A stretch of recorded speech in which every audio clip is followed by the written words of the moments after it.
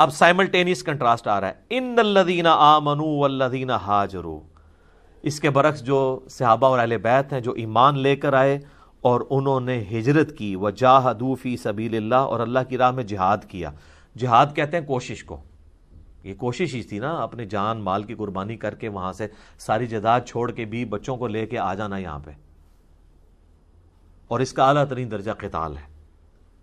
اولئک یرجون رحمت اللہ، کیا پیارے الفاظ ہیں۔ اللہ تعالیٰ ہمارا یہ وہ لوگ ہیں جو اصل میں اللہ کی امید، اللہ کی رحمت کی امید رکھنے والے لوگ ہیں۔ یعنی اللہ کی رحمت کی امید رکھنے والے وہ نہیں ہیں جو نماز بھی نہیں پڑھتے اور کہتے ہیں اللہ تعالیٰ بڑا غفور رحیم ہے۔ یہ رحمت کی ڈیفینیشن ہے، یہ انڈیا پاکستان بنگلہ دیش کے لیے بڑی سخت آیت ہے۔ کیا الفاظ ہیں، اولئک یرجون رحمت اللہ، یہ وہ لوگ ہیں جن کو رحمت کی کوئی امید ہے۔ اچھا، رحمت کی امید ہمارے تو انڈیا پاکستان بنگلہ دیش میں رحمت کی امید اس کو ہوتی ہے جو کچھ نہیں کرتا، وہ کہتا ہے میں بڑا گناہ گار ہوں، اللہ اپنی رحمت سے معاف کر دے گا۔ اور اللہ کیا کہہ رہا ہے کہ رحمت کی امید کن لوگوں کو ہے؟ کن لوگوں کو ہے جو اتنی تکلیفیں اٹھاتے ہیں، کیا کرتے ہیں، ایمان لاتے ہیں، اللہ کی راہ میں ان کو ہجرت کرنی پڑتی ہے اور پھر اللہ کی راہ میں جہاد بھی کرنا پڑتا ہے۔ ایسے لوگ ہیں جن کو یہ امید ہے کہ ہمیں اللہ کی رحمت ملے گی۔ تو اللہ کی جو ڈیفینیشن جو کتابی خدا ہے نا، اسی لیے تو ہم کہتے ہیں مرنے سے پہلے اے مسلمان کر لے اس پہ غور، کتابوں کا خدا اور ہے، بابوں کا خدا اور۔ یہ کتابوں کا خدا یہ کہہ رہا ہے کہ میری رحمت کی امید اصل میں ان لوگوں کو ہے جو لوگ ایمان لے کر آتے ہیں، پھر ایمان کے راستے میں وہ ہجرت کرتے ہیں، یعنی تکلیفیں اٹھاتے ہیں، اور سب سے بڑی تکلیف جہاد، ان کو جان مال عزت آبرو سب کی قربانی دینی پڑتی ہے۔ اصل میں وہ لوگ ہیں جن کو یہ امید ہے کہ ہمیں رب کی رحمت ملنی ہے۔ ظاہر ہے جس کو یہ امید ہو کہ مجھے رزلٹ ملنا ہے وہی محنت کرتا ہے نا۔ تو یہ جو خالی کھلی محنت کرنے والے لوگ ہیں، آپ دیکھیں میں بڑے بڑے یعنی لوگوں کو دیکھتا ہوں، یہ کئی اینکرز ہیں، وہ جناب ذرا اللہ رسول کی بات کرتے ہیں ان کی آنکھوں میں آنسو آ جاتے ہیں، ٹیشو پیپر بھی نکال لیتے ہیں، حالانکہ ان کی زندگی میں اللہ رسول کسی جگہ پہ موجود نہیں ہوتا۔ اور سر یہ جو آنسو ہے نا، یہ تو آپ کوئی بھی آپ دانش کی موت دیکھ لیں تو آپ کے آنسو نہیں رکتے ہیں۔ میرا اس پہ بھی کلپ آیا ہوا ہے۔ آنسو نکلنا اس چیز کی دلیل تو نہیں ہے کہ آپ کے دل میں اللہ رسول کی محبت آ گئی ہے۔ ان آنسوؤں کو کیا کرنا ہے جب تک آپ اس کو ایگزیکیوٹ نہیں کرتے، کہ جب آپ کو فیصلہ کرنا پڑے کہ میں نے اللہ کی بات ماننی ہے یا اس معاشرے کی بات ماننی، پھر پتہ چلے گا۔ کہنے کو تو یہ بڑی آسان چیز ہے۔ تو اللہ تعالیٰ مارا ہے کہ ایسے لوگ اللہ کی رحمت کی امید لگائے ہوئے ہیں، واللہ غفور رحیم، اور اللہ تعالیٰ بخشنے والا مہربان ہے۔ یعنی ایسے لوگ ہیں جن کو اللہ تعالیٰ بخشے گا اور وہ اللہ کی رحمت کے مستحق ہوں گے۔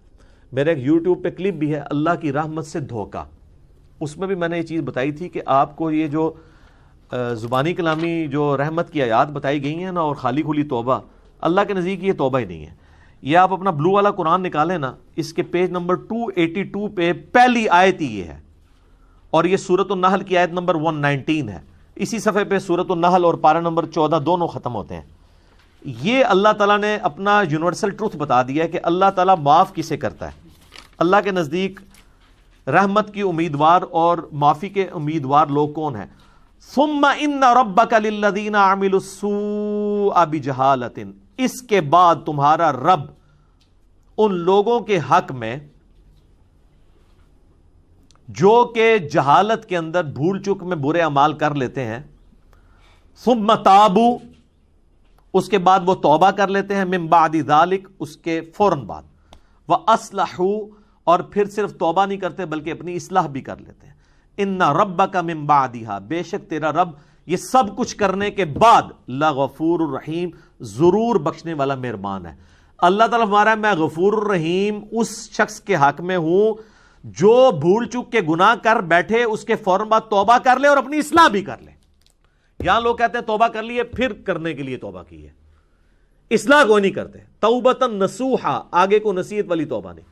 یہ ہے وہ توبہ جو اللہ تعالیٰ ڈیمانڈ کرتا ہے، یہ ہے کتابی توبہ، اور ایک ہے بابی توبہ کہ کام چک کے رکھو، خیر ہے اللہ نے معاف کر دینا، وہ اللہ نے ساڑی نمازاں نہیں چاہیے۔ اللہ نے کب کہا کہ مجھے تمہاری نمازیں چاہیے؟ اللہ کہتا ہے تمہیں تمہارے لیے نمازیں چاہیے، میرے لیے نہیں، اپنے لیے تمہیں چاہیے۔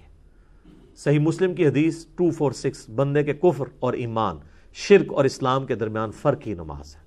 نماز پڑھنے والا اللہ کے حضور مسلمان ہے، نماز نہ پڑھنے والا اللہ کے حضور عملاً کافر ہے۔ اور پاکستان کے شناختی کارڈ میں وہ مسلمان ہے، لیکن آخرت میں پاکستان کا شناختی کارڈ نہیں چلنا، بلکہ نبی صلی اللہ علیہ وآلہ وسلم کی تعلیمات کی مہر جس کے اوپر ہوگی اور آپ علیہ السلام کی طرف سے جو احکامات کی پیروی کرنے والا ہوگا، اس کے لیے ہی اس کا ایمان قابل قبول ہونا ہے۔ باقی آپ خالی کھلی جو مرضی کرتے رہیں۔